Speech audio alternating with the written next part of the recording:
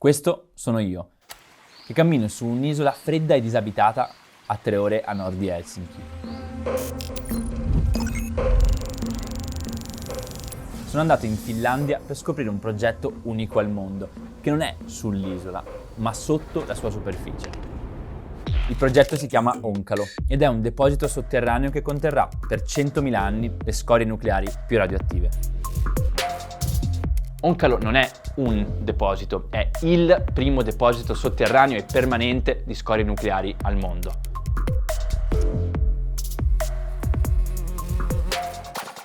Ma Onkalo è anche un esperimento di democrazia, un esperimento di comunicazione e soprattutto di fiducia reciproca, che ci dice molto sul futuro e sul progresso della nostra società.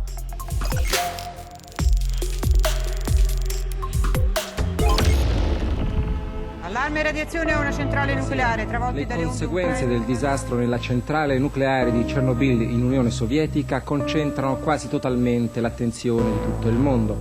Una nube radioattiva minaccia l'Europa. Un collegamento con Stoccolma. Il parere di...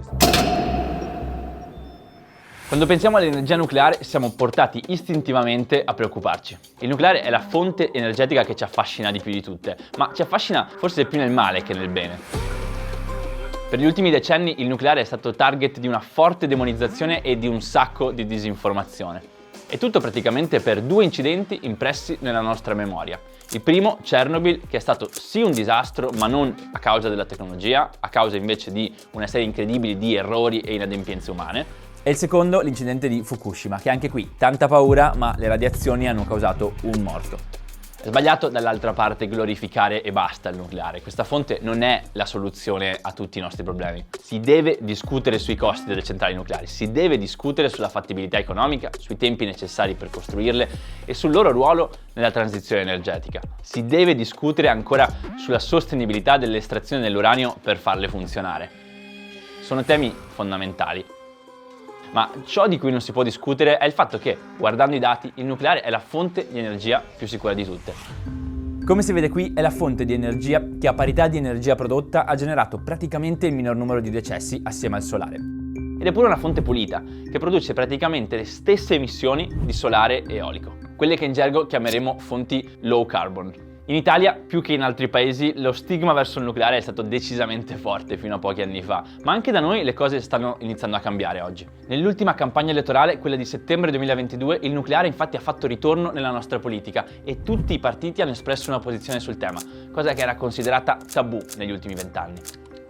In Italia infatti abbiamo chiuso l'ultima centrale più di 30 anni fa. In Finlandia invece è la prima fonte energetica per produrre elettricità e più del 70% dei finlandesi è a favore di questa fonte di energia.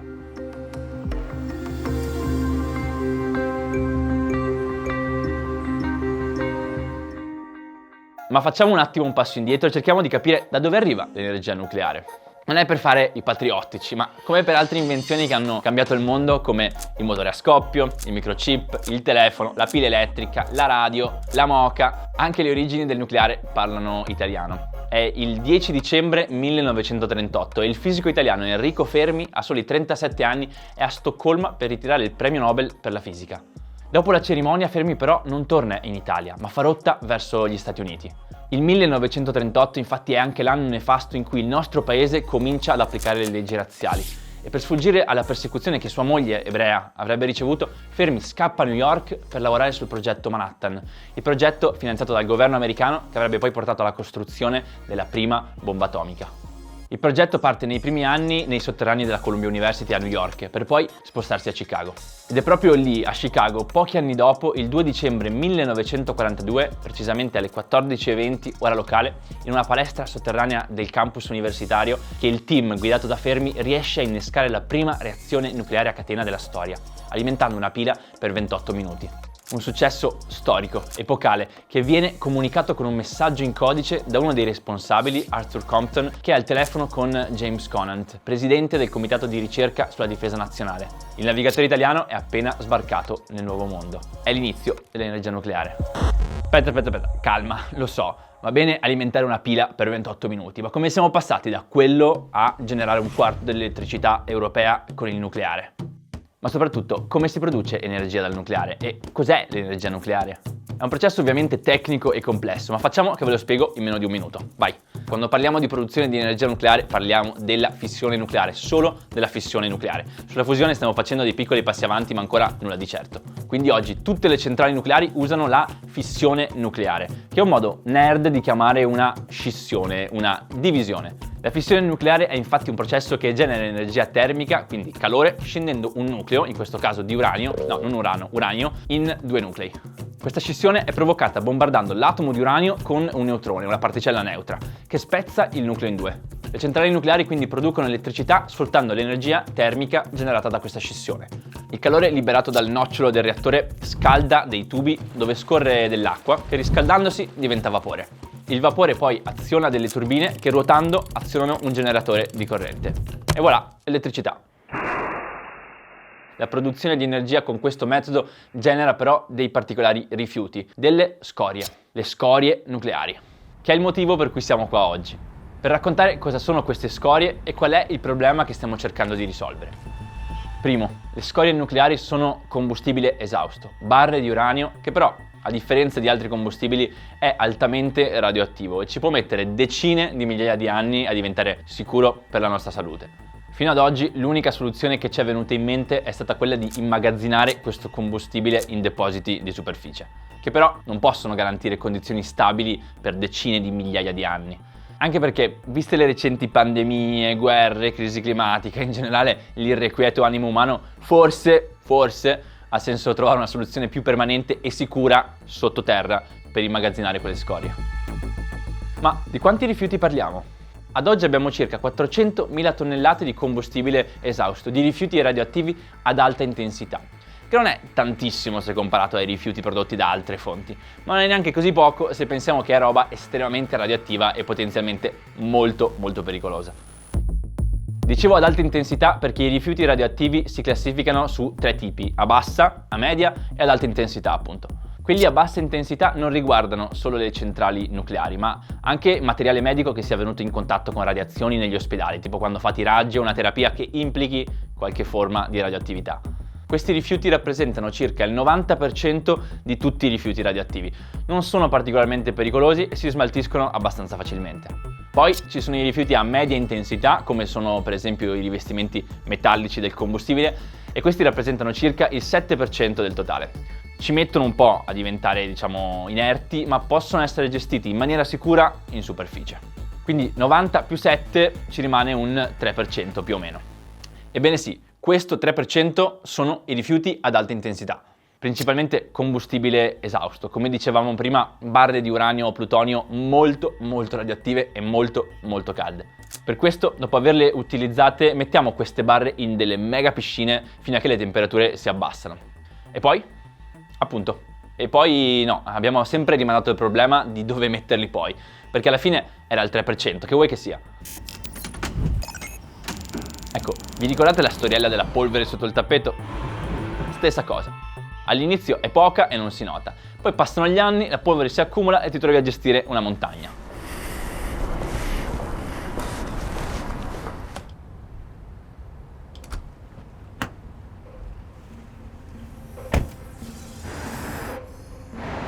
Quindi con le scorie nucleari ad alta intensità, che si fa? Qui è dove inizia tutto, nell'impianto di incapsulamento, 500 metri sopra il deposito di Onkalo. La stanza 1 è dove arrivano le barre di combustibile provenienti dalle centrali nucleari finlandesi. The transport cask with the spent nuclear fuel will arrive here from the Olkiluoto 1 and 2 power plants. Si passa poi alla stanza 2, che è una stanza di acciaio inossidabile circondata da pareti di cemento spesse 1,5 metri. Dei bracci robot puliscono le barre di combustibile e le sigillano all'interno prima di un contenitore di ghisa e poi di un contenitore di rame. In mezzo a queste due capsule viene iniettato dell'argon, cioè un gas inerte, per garantire un'atmosfera stabile tra i due rivestimenti. Si passa poi per altre stanze dove vengono ispezionate e pulite le saldature prima di arrivare alla stanza 6, che più di una stanza è un vano di un ascensore. Qui infatti la capsula saldata con dentro le scorie nucleari va giù nelle profondità della roccia finlandese, fino a 500 metri sotto il livello del mare, che in piano in altezza sembra poco, ma in profondità è tantissimo. This method has been developed for about 20 years for the canister. Il deposito è stato chiamato Onkalo dai simpatici finlandesi non per qualche serie TV di fantascienza, ma perché in finlandese significa buco, cavità, posto dove nascondere le cose.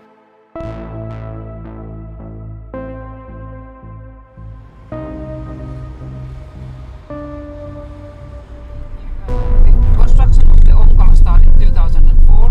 I've been here doing the databases and construction development, machine development, nuclear safety and so on.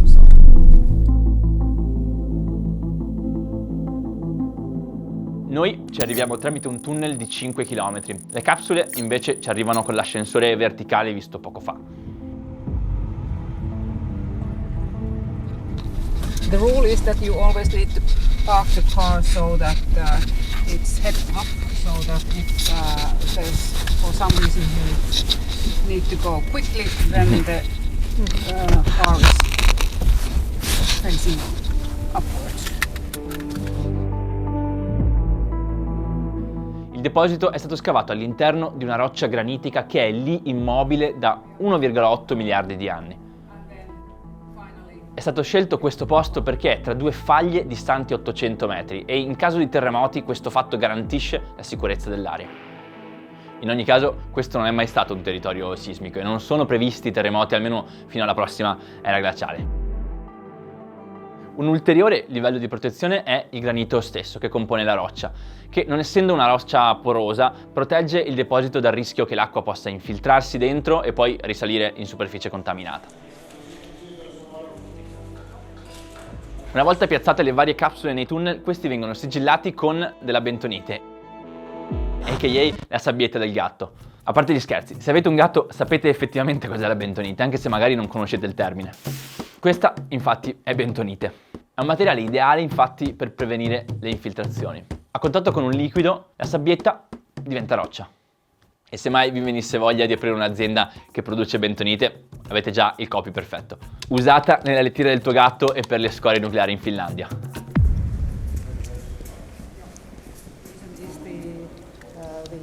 Per mostrare la sicurezza di Onkalo e il loro orgoglio finlandese per aver costruito una struttura del genere, Posiva, la società che gestisce Onkalo, ha deciso di organizzare dentro il deposito un'opera lirica, così, de botto. The model of Onkalo is that it will secure the used nuclear fuel for at least 100,000 years. Quest'uomo dalla faccia simpatica è Pasi Tuohima, capo della comunicazione di Posiva, che mi spiega un po' di cose su Onkalo. But basically the radiation level comes down quite quickly. So even though we call it the mice tail, it's because it splits all the time. It's quite long, but then you talk about 700, 800 years, it's so little that you could almost take them out from the Onkalo and put them in the corner of your living room and hug it. In 1 milione di anni le scorie non saranno radioattive già da un bel pezzo, come vediamo qui. Dopo 100 anni la loro radioattività è già diminuita di 10.000 volte. Non è sicura, ma è diminuita tantissimo. Sconsigliamo comunque di tirare fuori le scorie e di abbracciarle, rimangono comunque molto tossiche e non particolarmente utili in un salotto. We call it from rock to rock. First you excavate the uranium from the rock and then you put it back on rock. Sì, sotterrare le scorie fa tornare l'uranio là dove era all'inizio, ma ci ritorna radioattivo dentro delle capsule sigillate e deve stare lì sotto per decine di migliaia di anni senza che nessuno venga a scavare. E qui c'è un punto estremamente interessante di questa storia. Come comunicheremo alle persone che vivranno tra 2, tra 5, tra 10.000 anni, ammesso che ci saremo ancora, che lì non bisogna scavare? La questione è quasi filosofica. Dopotutto, solo 10.000 anni fa, noi esseri umani vagavamo per il pianeta in piccoli gruppi di cacciatori-raccoglitori e avevamo appena costruito i primi e rudimentali strumenti di pietra per cacciare. 4.500 anni fa costruivamo Stonehenge in Inghilterra e le piramidi in Egitto. 2.000 anni fa nasceva Cristo. Come facciamo quindi a prevedere cosa succederà anche solo tra 100 anni se solo negli ultimi 3 ci sono stati una pandemia mondiale e una guerra in Europa che nessuno aveva previsto? Alcuni studiosi si sono fatti tutte queste domande per capire come comunicare ai nostri discendenti. Nel caso di Oncalo sono domande bellissime, tipo: ma il cartello non toccare varrà ancora? Oppure il simbolo stop significherà ancora quello che significa oggi? Secondo chi l'ha progettato, infatti, il rischio più grande del futuro di Oncalo non è dato da una glaciazione né da catastrofi naturali. Il rischio più grosso siamo ovviamente noi che andiamo a ficcare il naso. Per quanto ne sappiamo, nulla esclude che Oncalo potrà essere l'unica testimonianza della civiltà del XXI secolo. In futuro, infatti, i nostri discendenti potranno passare sopra Oncalo e confonderlo per un luogo di culto o per il nascondiglio di un tesoro, tipo quando è successo a noi quando abbiamo scoperto le piramidi per la prima volta. In Finlandia c'è una legge che stabilisce che la presenza del deposito dovrà però essere segnalata e che le testimonianze e le informazioni in merito dovranno essere tramandate. All'inizio si era pensato di mettere una serie di monoliti scritti con alcune delle principali lingue moderne e costruire una camera sotterranea con spiegazioni incise sulle pareti, tipo dentro le piramidi. C'è chi ha proposto di mettere teschi o addirittura copie dell'urlo di Munch all'entrata del tunnel per avvertire del pericolo.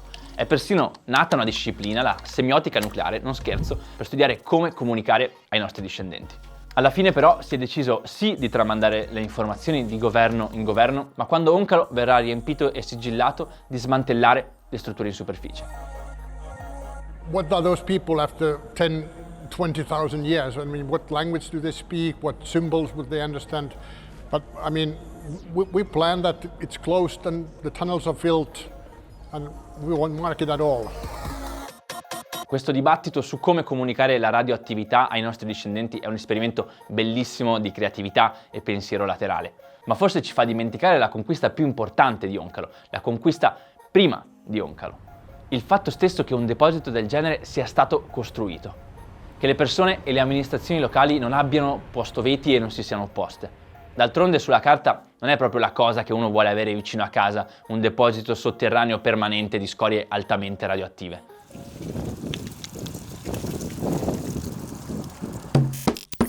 A 15 minuti da Oncalo c'è Rauma, una città di 40.000 abitanti, dove siamo andati a chiedere al sindaco della città come vivono questa vicinanza e se ci sono stati particolari ostacoli per l'approvazione di un impianto del genere vicino a casa. People, they have a good trust for the whole system, whole building and whole company, because they have been really well informed about all the phases, all the problems, all the troubles they have had. They have been really open, and the openness has created an atmosphere of trust.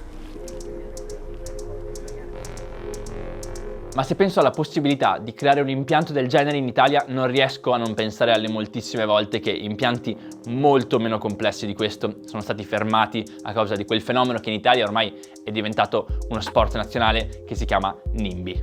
NIMBY sta per Not in my backyard, ovvero bellissimo ma fatto da un'altra parte, perché mi rovina il paesaggio o infastidisce i miei cittadini o ho paura che causi danni di qualche tipo. Quindi bello, ma non ci vivrei. Ecco, noi in Italia abbiamo questo problema con le pale eoliche. Figuriamoci cosa succederebbe con un deposito di scorie nucleari. Every time there's some problem, they come public. They tell what's the problem, then they say how they will fix this. So that's, I think, the basis of the good trust. I finlandesi hanno evitato i problemi di NIMBY raccogliendo il consenso fin dall'inizio del processo, quasi 40 anni fa. Alle comunità locali infatti è stato per esempio concesso il diritto di veto su alcune questioni riguardanti la centrale e gli ingegneri dell'impianto di Posiva hanno trascorso anni e anni a organizzare riunioni cittadine e a fare visite guidate al deposito per informare in maniera corretta tutti gli abitanti del luogo. The two municipalities where there are nuclear reactors in Finland, those were competing that which one would get the final disposal place. Il problema del NIMBY è causato principalmente da una scarsa fiducia nelle istituzioni e in generale da una bassa trasparenza. I believe it's a kind of a trust issue. In Finlandia però è diverso. La trasparenza è il fattore chiave che alimenta la fiducia nelle aziende e nelle istituzioni e riduce le paure legate alla scarsa conoscenza di un tema. We have regular meetings with the local municipality members and municipality councillors and politicians, and we always tell them what's going on here. And I think the municipality is the most nuclear-loving municipality in Finland.